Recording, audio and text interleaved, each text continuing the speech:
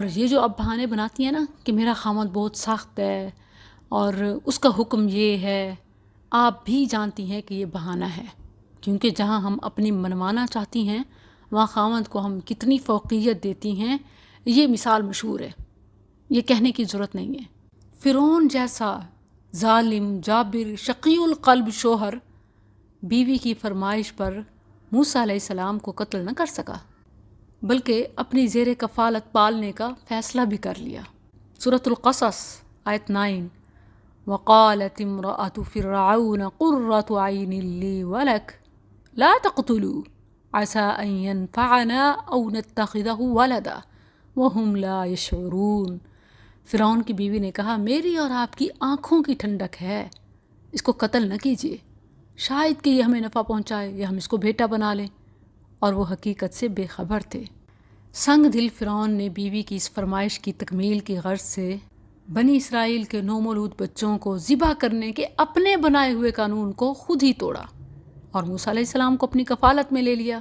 فائدہ کتنا ہوا؟ اللہ عز و جل نے اس بات کو بطور احسان قرآن میں ذکر فرمایا۔ بیویوں کے کارنامے بتاؤں تو ٹائم ختم ہو جائے۔ اکرمہ رضی اللہ عنہ کا نام سنا ہے؟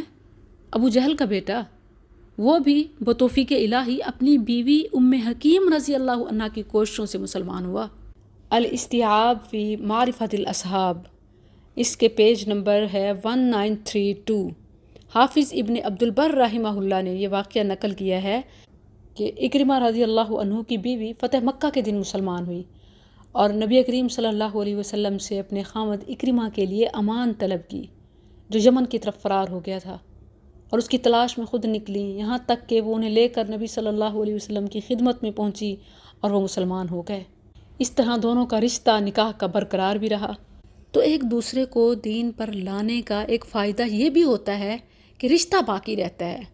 ہمارے رشتوں میں خرابی کی، بربادی کی ایک وجہ یہ بھی ہے کہ ہم میں سے کوئی نہ کوئی، ایک نہ ایک یا پھر دونوں ہی دین سے دور، دین بیزار ہوتے ہیں۔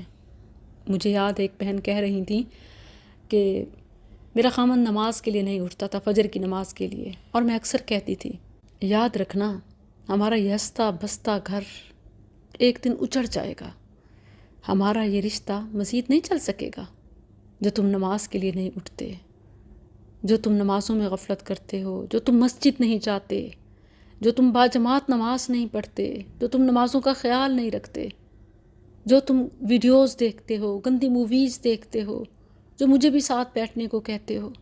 میں تمہارا کہنا تو مان لیتی ہوں، مگر یہ ہمارے بچے، یہ ہمارا رشتہ، یہ ہمارا گھر اجڑ جائے گا۔ اور کہتی ہیں کہ وہ جن کی محبت کی مثال دی جاتی تھی پورے خاندان میں، جن کا لو، جن کی کیئر، سب کچھ مشہور تھا، لیکن وہ پھر نہ چل سکا۔ میں سمجھتی ہوں اس وقت وائفز اپنے خامند کو سیدھا کرنے کے لیے مکمل طور پر بے بس ہیں، لیکن مایوس یہاں بھی نہیں ہونا۔ یہی بیداری، یہی پلاننگ تو میں کرنے آئی ہوں آپ کے ساتھ۔ اب ہمیں نئے شوہروں کو، یعنی اپنے بیٹوں کو، مستقبل کے شوہروں کو سنوارنا ہے، سدھارنا ہے۔ ہاں، اللہ نہ کرے کہ اگر وہ بھی ہاتھ سے نکل گئے تو پھر بھی نہیں بیٹھنا۔ وہ نہ صحیح ان کی نسلیں یا امت کی نسلیں کسی کو تو بچا لیں، پھر بھی آپ جیت جائیں گی، پھر بھی یہ بازی آپ کی ہاری ہوئی نہیں ہوگی۔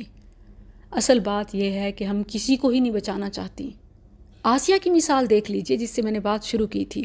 پانی میں بہتے ہوئے اجنبی بچے کو اپنا بنایا، پالا پوسا، تو امت پر احسان کر گئیں، بنی اسرائیل کو غلامی سے نکال گئیں بإذن اللہ۔ کیا ہم بھی یہی سوچ اور اتنا بڑا جگرا رکھتے ہیں؟ ہرگز نہیں۔ کہتے اپنے تو برباد ہوئے، ان کے بھی ہوں، جیسے میرے ویسے دیورانی کے، ویسے نند کے۔ میرا گھر نہیں بچا تو اس کا کیسے بچے؟ میری خوشیاں نہیں ہیں تو اس کی کیوں ہوں؟ ان کے بچوں کو باقاعدہ برباد کرنا، نشے پہ لگانا، غلط باتیں کرنا، کان بھرنا، زہر ڈالنا اور زہر کھلانا تک بھی جو وہ کر سکتی ہیں کرتی ہیں۔ اسی لیے یاد رکھیں، آپ دوسروں کا نفع سوچیں، اللہ آپ کے بگڑے ہوئوں سے بھی نیکوں کو پیدا کر دے گا۔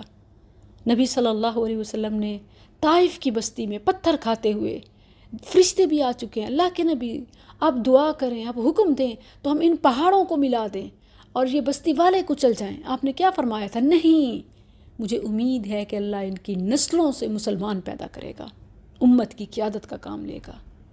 تو اگر خامد بھی نکل گئے، بچے بھی نکل گئے، پھر بھی مایوس نہ ہوں، آپ امت کے بچوں کی اصلاح کا کام کریں، اللہ آپ کی نسلوں کو سدھار دے گا۔ اور یہ اللہ کا وعدہ ہے، والدین کی یہ نیکی کبھی ضائع نہیں ہوتی۔ کان ابوہما صالحا، ماں باپ کی نیکی کا صلہ اللہ نسلوں میں بہتری کی صورت میں دیتا ہے۔